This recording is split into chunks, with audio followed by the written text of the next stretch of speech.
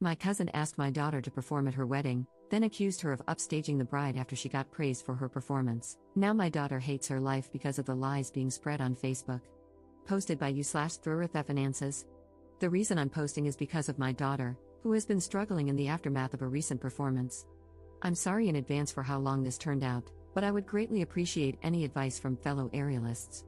My cousin, Dana, had her wedding 2 weeks ago, and she asked if my daughter, Jane, could perform at her reception. Jane has practiced silk/lyra for the past few years at a nearby circus studio, and she's also performed with Slash through the studio at small gigs. She hopes to continue into adulthood and become a professional teacher, but this recent incident has shaken her confidence. She has a private Instagram to document her progress and performances, and I only post certain performances on my Facebook, her first gig with the studio and her first recital, to name a few we're proud of. Some of our relatives saw her performances through my social media, and they watched her perform at her studio's Christmas recital when we hosted Christmas at our home a few years ago, something that surprised her when they visited early to see her. I loved how they coordinated that, and Jane said it was her loudest cheering section to date. Dana was one of the relatives who came early to see her Christmas recital, and she's always been super supportive. She asked me if Jane would be willing to perform at the reception, and I asked on her behalf. Jane was honored and excited when I did, and we already had a portable rig for her, though we ended up renting a taller one from her studio. Dana got the idea from a YouTube video featuring an aerialist who performed at a wedding reception, and she showed us while requesting white silks and a white outfit. We scoped out the venue and purchased white silks along with a white costume that Dana approved of, and Jane was really excited throughout.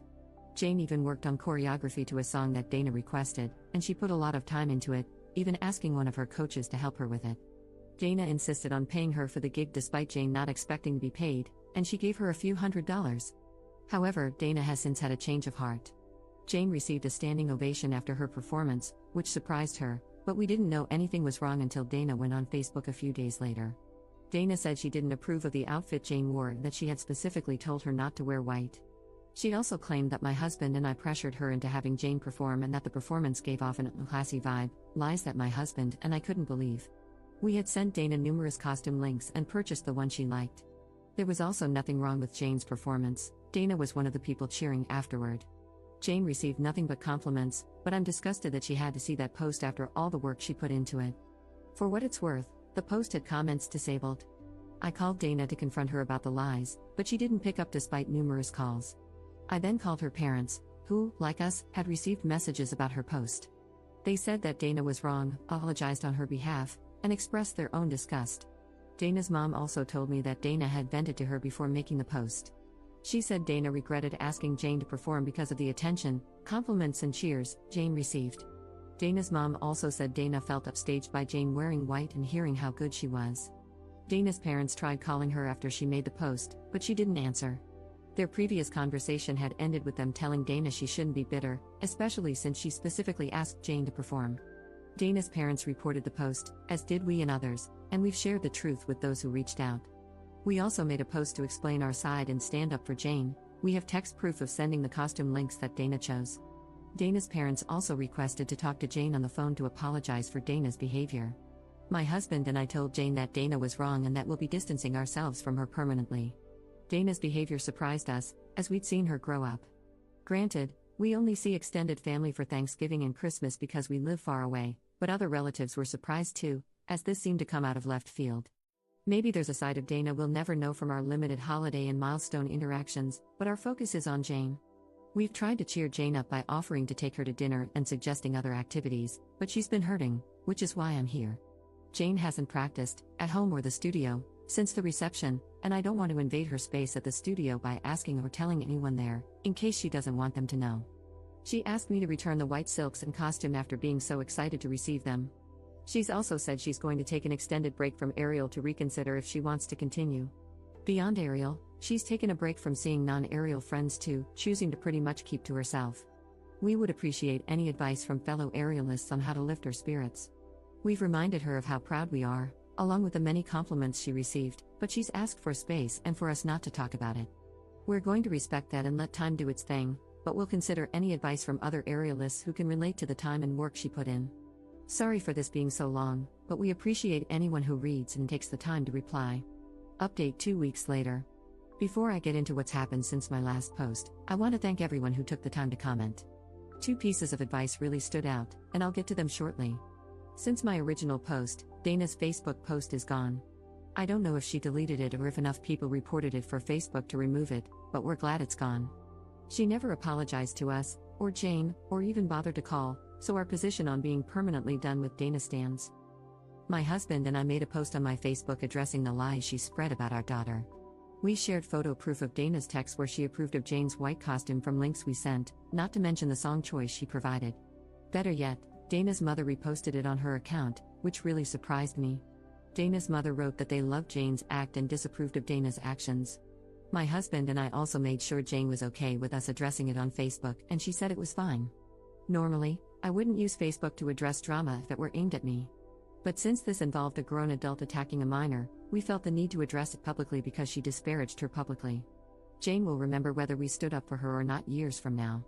I had a chance to speak with Dana's mother on the phone since my original post, and she spoke to Dana again.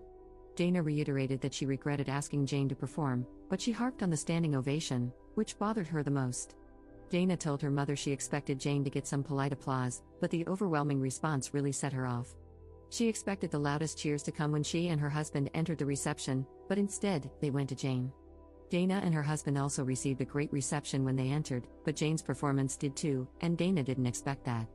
Even Jane was surprised by it. She'd never received a standing ovation for a solo act before. Dana's mother believes that if Dana had asked someone else to perform and they received a similar response, Dana's jealousy would have been the same. Someone suggested seeing if Jane would be interested in speaking to a therapist, given how hurtful Dana's comments could be for a teen. Jane said she's open to it as long as it isn't a counselor at school because, for now, she doesn't want anyone at school or her studio to know about the incident. She vaguely told the coach who helped her choreograph that it went fine. We'll respect her privacy request since it's her right to control the narrative. In the same vein, I suggested therapy for Dana to Dana's mother, as her reaction might stem from a deeper insecurity, and she said she'd ask. Another suggestion was the possibility of Dana's husband, or someone else, making an inappropriate comment to Jane during the reception, which might explain why she shut down and avoided friends or practice in the days before Dana's post. My husband decided to ask her, and Jane said no. If something did happen, perhaps she'd feel more comfortable telling a therapist in time.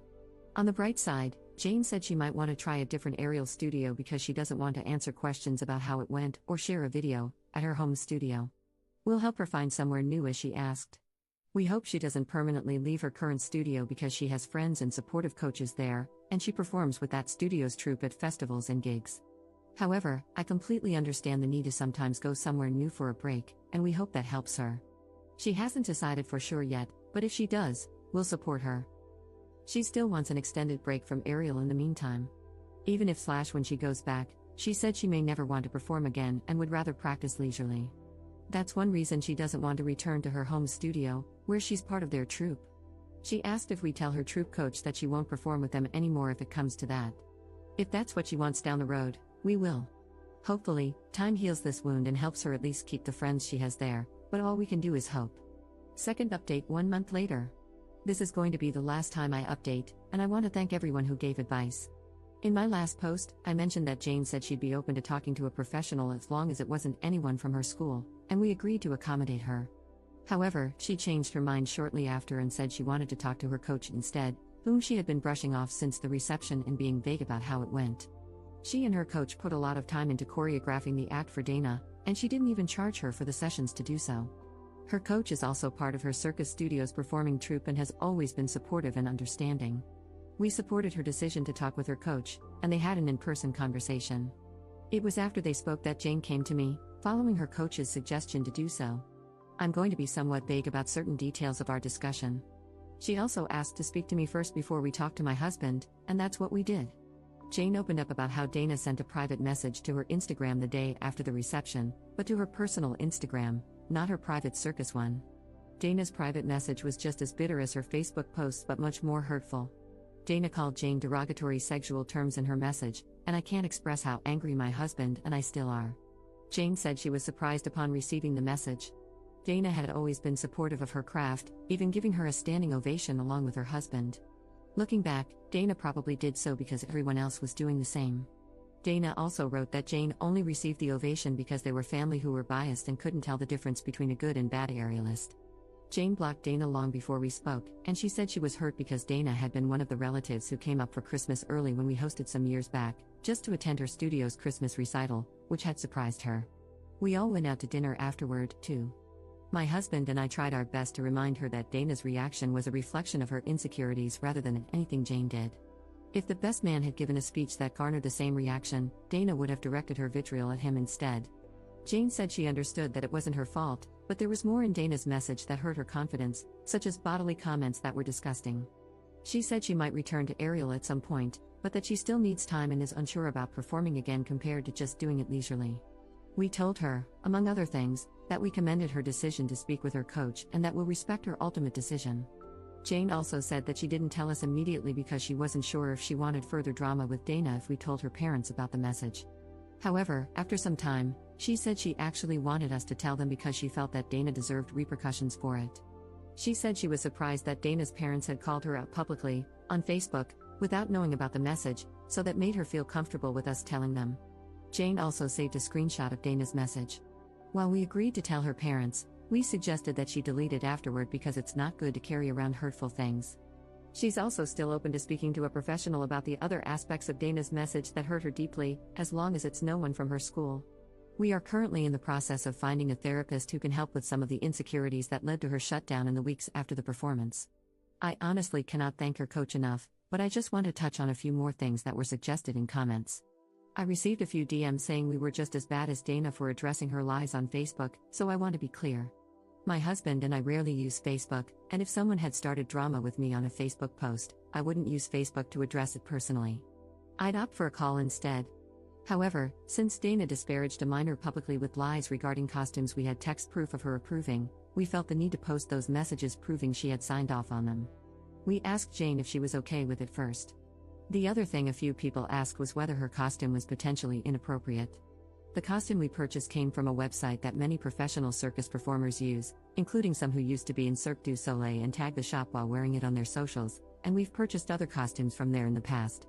In fact, some of their costumes have been used in wedding gigs by hired circus performers.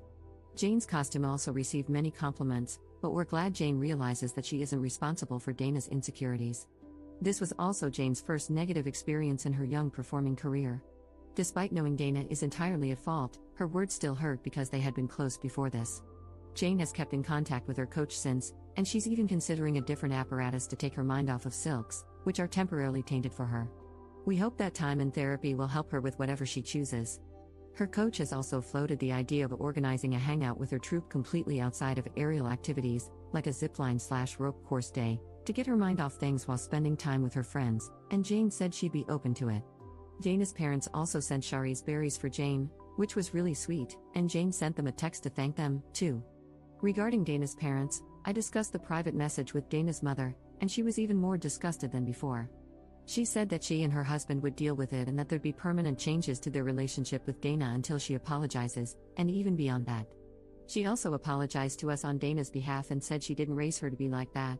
For what it's worth, even before we mentioned Dana's message, she told me that Dana's husband wasn't thrilled with her Facebook post, among other complaints Dana had about the wedding, things I had no clue about. She also mentioned that she's not sure if Dana and her husband will be together much longer due to other issues, but I'll keep this focused on Jane and hope that she comes back to Ariel someday, or even chooses a different apparatus if that feels right for her.